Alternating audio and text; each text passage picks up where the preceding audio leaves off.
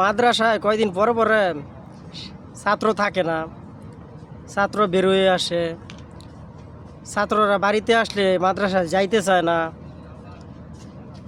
কেন ভাই, কেন মাদ্রাসায় ছাত্ররা যাইতে চায় না? তার পিছনে তো কিছু না কিছু কারণ আছে।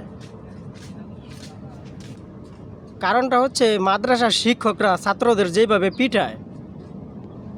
আজকেও আমি দেখলাম চাঁপাইনবাবগঞ্জের এক মাদ্রাসার শিক্ষক একটা ছাত্ররে বেদুম মারছে। আচ্ছা, আপনাদের কি কেউ বইলে দিছে যে এইভাবে পিটাইয়া মানুষ করতে হইব?